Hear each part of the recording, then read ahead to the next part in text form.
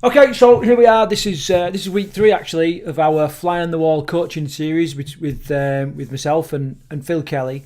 It's 27th of January, as you can see. I've got a couple of questions in mind, but obviously before we get stuck into the questions, we normally just have a bit of a catch up, Phil. So what's good, new, different, whatever in your life at the minute? Where do I start? One of those. You know, yeah. Do you know when you have one of those weeks where you think the whole world sort of conspiring against you? Yeah.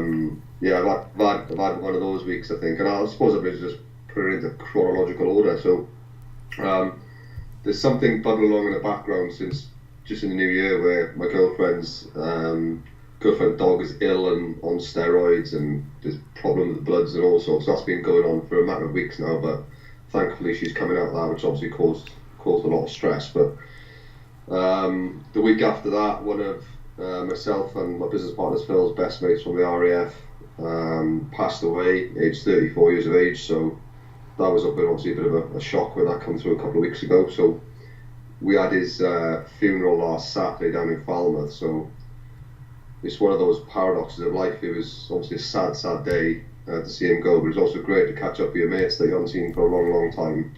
So we give him a really good send off, had a few drinks, etc. So, that finished quite late on Saturday night. I then woke up Sunday morning to a text message off my brother. My brother had made some really bad life decisions that had conversed on him where he wasn't in a good place and he needed that unpicking and sorting out. But I was a 7-hour drive away and there's only so much you can do on a phone. So Sunday morning, this was 7:30, 8 o'clock Sunday morning, after having a few drinks, and the lads had been drinking. Luckily I'd finished early, being the boring, sensible person I am. So I managed to get the guys all up.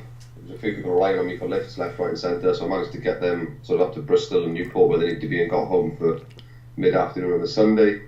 Spent a lot of time that afternoon sat around with the family, unpicking the problems that he had, just to take the weight of the world off his shoulders. Ended up staying down Sunday night and Monday morning. We found some resolutions, so that was getting better. And then bubbling alongside that, one of our very, very close associates within work, she's been having problems with her son in and out of hospital. They were checked in over last weekend and kept in, being monitored quite closely. I'm deliberately obviously not giving you any specifics here. I don't want to be sharing other people's stuff. That was bubbling along in the background. And then, as we thought we were getting some light somewhere, I think it was Wednesday, I run home just to check on things with my brother and the family. And my dad, who'd had a lump come out of his ear in December just before Christmas, luckily 4 weeks from discovering it, only 4 weeks. It turns out that's cancerous, and now he's got to go back in for a full checkup to see if it's obviously spread anywhere. The initial prognosis is that it hasn't, but all the same, it's obviously worrying on the forefront of your mind. So that all happened within 72 hours really. So with that, obviously trying to run the business, getting on the road, we're on an expansion phase and amalgamation phase of the business.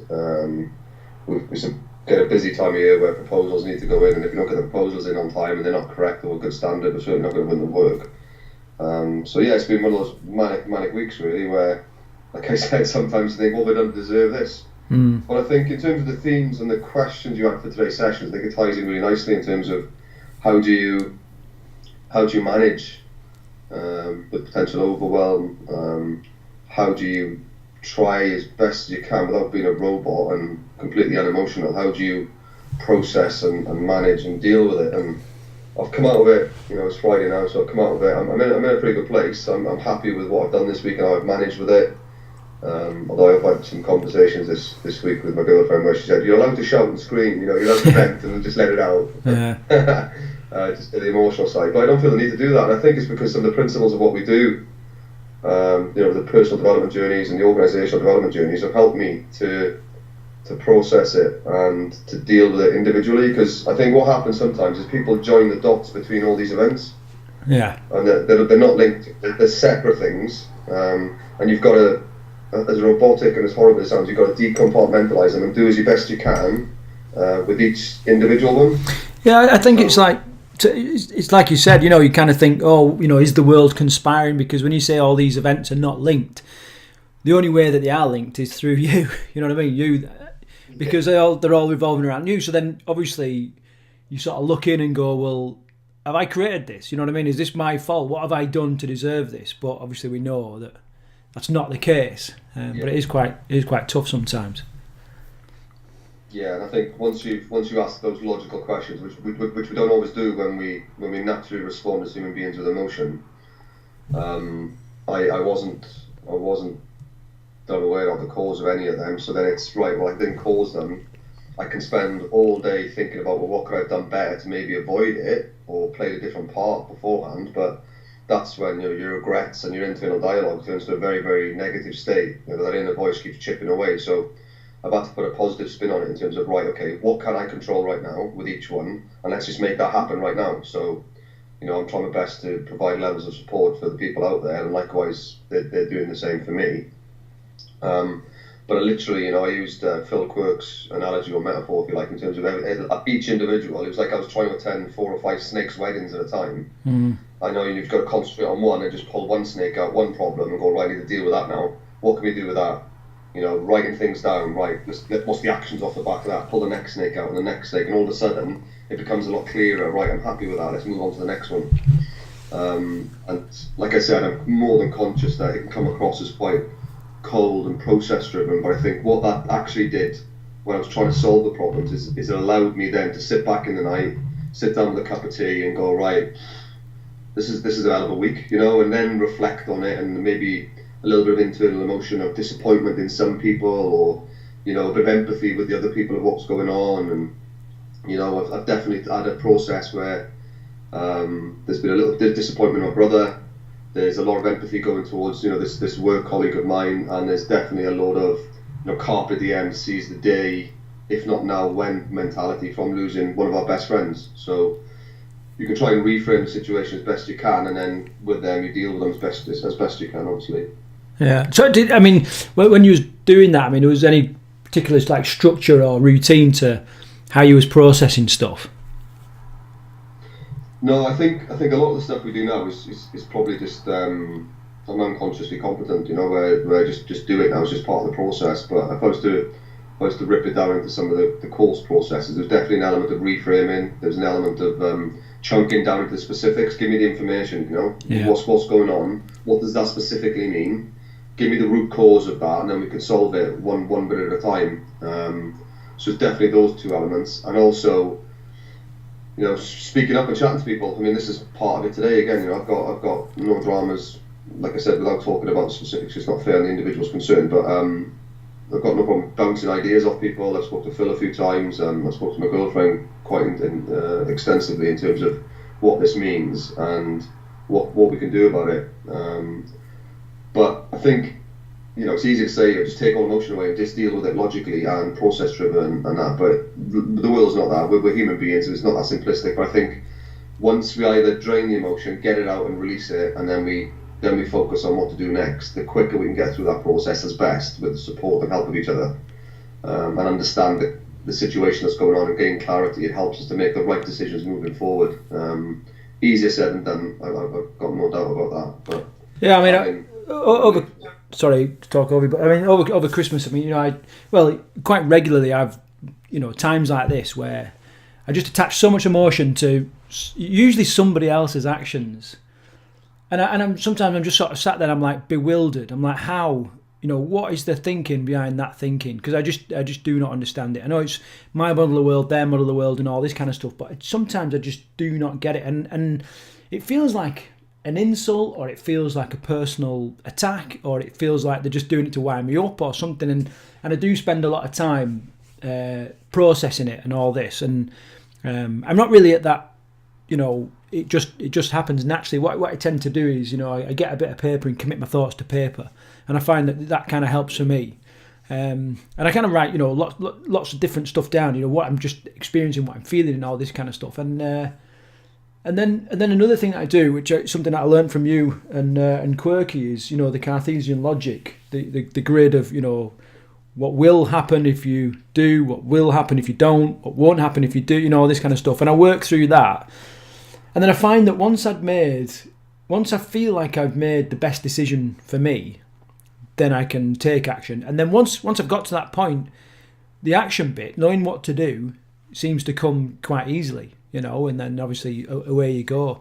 So that kind of definitely helps me. But it does, I am, if I could sort of wave a magic wand and say, right, get rid of one trait that I seem to have at the minute, it would be this getting caught up in other people's actions, because it does suck a lot of, really, really important time from my thoughts, and did you experience a similar kind of thing this week, Phil, where you just got caught up in the emotions of it, or are you beyond that? I think one of my personal values and premises is that you can't really control people. You can't really plan for people, and you can't really understand their thought processes because you can't visually see it, can you? So I always try and understand what you were thinking, where you were going through.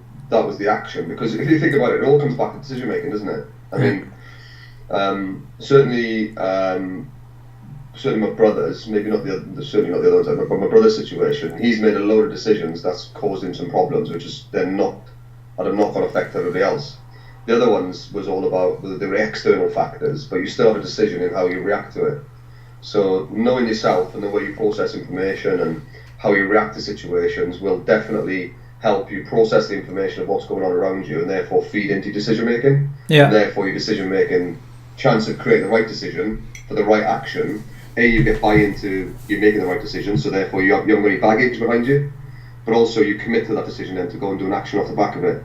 I think a lot of people they get stuck in just, well, what do I do now? What do I do now? What do I do now? Rather than go, what does this mean? What's actually going on? And then for getting the sort of sum of the parts really to make the right decision moving forwards, rather than a natural emotional resistance against other people, because we're not all the same. We all see the world differently. We try and do things as best we can ethically for the right reasons, and I think what we talked about last time was asking questions. What specifically was going through your mind when you were thinking of that, and what were you trying to gain from it? Because every behaviour is normally driven by a decision-making process, and if we would really simplify that, everyone, those that are listening to this right now, and the reason you're on this call, I'm on this call, we are all a result of every decision we've ever made. Yeah. So that's taking control of your own life and taking control of your actions. So a lot of us do things because that's the right thing to do at the time, or we think that's what we want to do. Now, on reflection, sometimes they're not always right. And that's got to be through evidence-based, which either somebody else pointing it out or a result you can see that's not quite getting the gains for themselves or for everybody else. So I suppose in terms of going back to the conversation we had last time was, how are you now reacting to everybody else's behaviour? You're starting to ask the questions and trying to not only understand where they're coming from and why those behaviours are there, but also to obviously educate them a little bit that there's other options in your decision-making process. Yeah. I mean, from like a follow-up from our last call, things have changed in the. I spent a lot of time talking about the kitchen and the staff in there. Things have really changed, and actually, it's running really, really well. And there's still some stuff that goes on, but what's different, like you said, is my response. So, the classic this week, someone threw a load of food waste in the recycle bin. I didn't feel that anyone else should sort of risk themselves and all this kind of stuff and climb in and clear it all out, even though it was someone else's, mistake. So I set a time, got across there, it took me 10 minutes, cleared it all out, and then went in and spoke to everybody and all that. And I definitely, whereas before I would have laboured over that for a long time and perhaps buried my head in the sand, I just went and sorted it out, and was, and then followed up with some processes so that it didn't happen again. Well, because if I remember correctly, that was the specific things you took away from the conversation. So, how do you feel and how do you see things differently now? Because I would imagine if it was me, those bits I was labouring on, they were just chewed away in the back of my head, into the evening, and affected your behaviour outside of work as well. So, is there a step change in the way you're behaving in the relationships, and obviously yourself and Paula and the camps and that? Is there secondary and third gains from your slightly different approach? Oh yeah, there's lots of secondary gain. Everything's running smoother, everyone's happier, communication's better. For me, if I could describe it, it's like I've just put a big tick in the checklist of, sort this issue out. Imagine if it was a thing on the to-do list and it's nagging at you, to get it done and all this kind of stuff. It's like, tick, right, done, go. Which is fantastic. And that's what I meant by this sort of question one, really. And that's like, how do you quickly break the fixation you have on what is usually other people's decisions? And and I think you helped me with it last time. Just sort of having a think about it. Go on. We've got some premises with the work we do, the training and the coaching, etc. That, I probably say it nearly every session that I have, either in a coaching or in a group context, where everything starts with self-awareness. I think a lot of people spend a lot of effort and energy trying to control everybody else and what they're doing. Yeah. But they very rarely look at themselves, and go, well, how did I play a part within that situation? So everything starts with self-awareness, and not only that. If you want to go a stage further, when everything starts with self-awareness, the first thing you can do is start to notice your reaction. Yeah.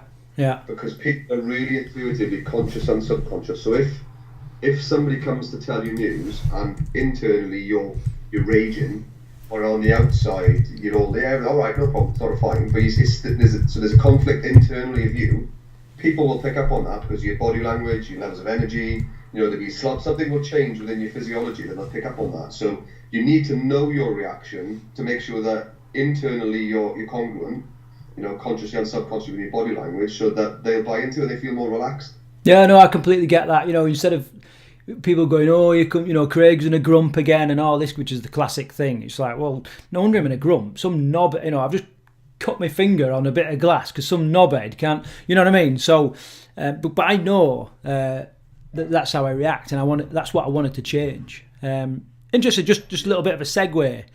I want to try and turn my camera on, Phil. I don't know what that's going to do to the thing, but there's something I want to show you just briefly. Let's see if I can get my camera up here.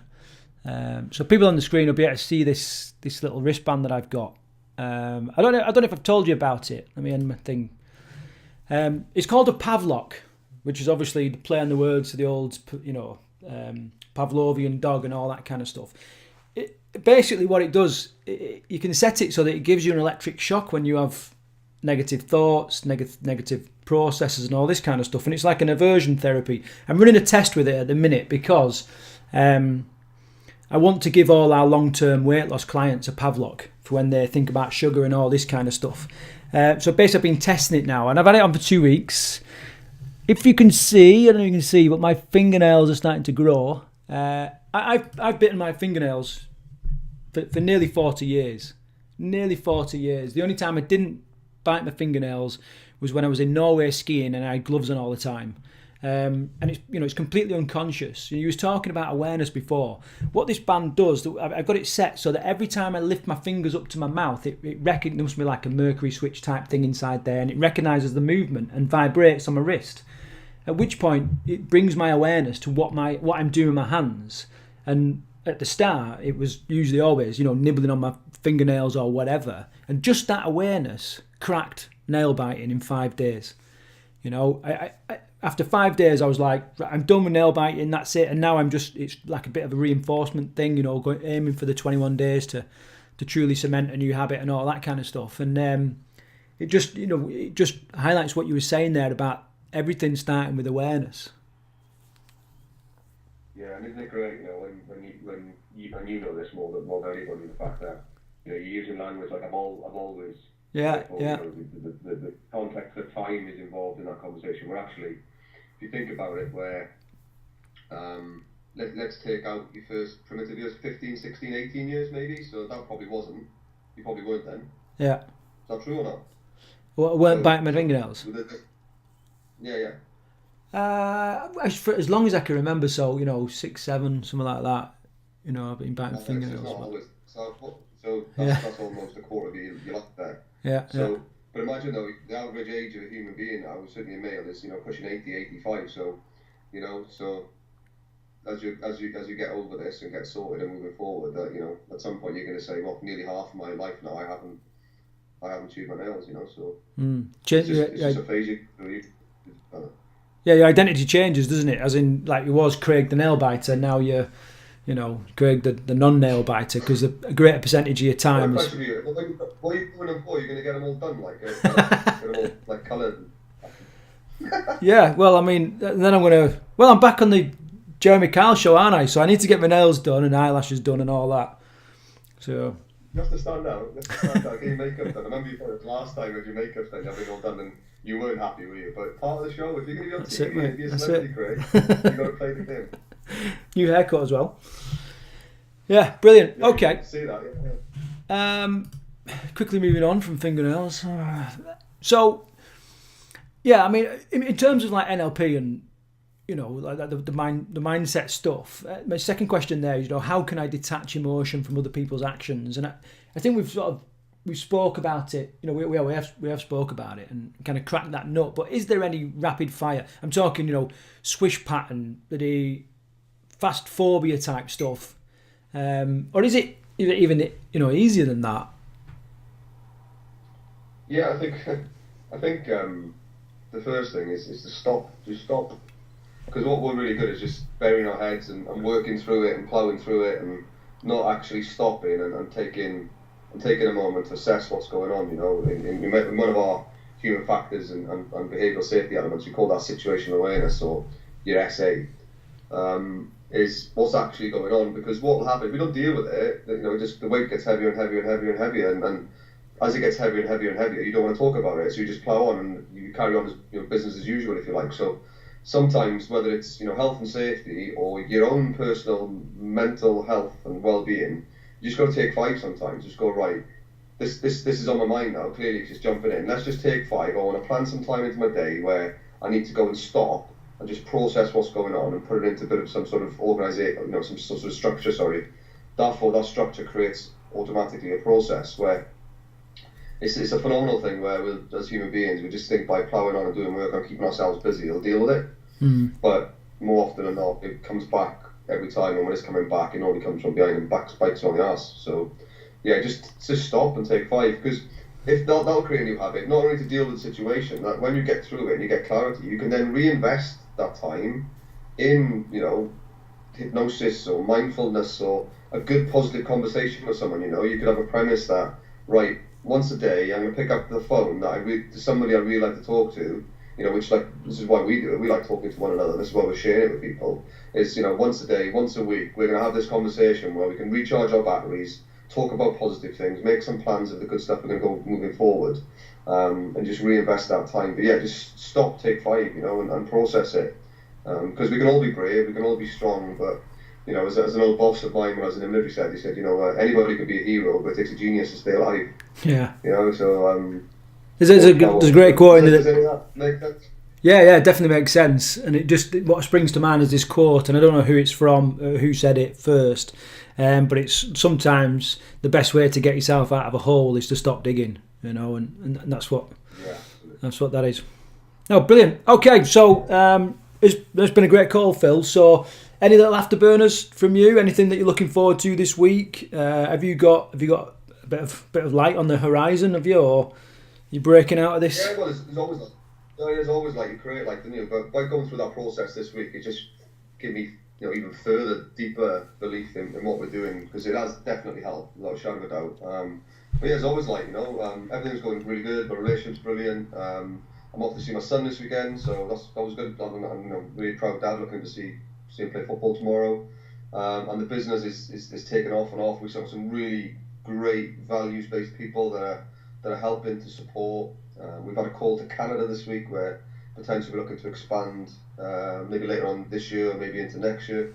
So everything's good. That's from a work perspective, but I think you've got to put little key markers in there, in terms of something to look forward to, such as your logical breaks, your holidays, your weekends away, and create time to invest things that's more important, because we're all busy, we'll all carry on doing our day jobs, and we're glued to Facebook on our phones, but actually the most important things in life are picking our phone up and having a chat with your mum, your dad, your brothers, your sisters, your family, your friends, and that's what's really refocused my attention over the last couple of weeks. Just look after and spend time with the invaluable people in your lives.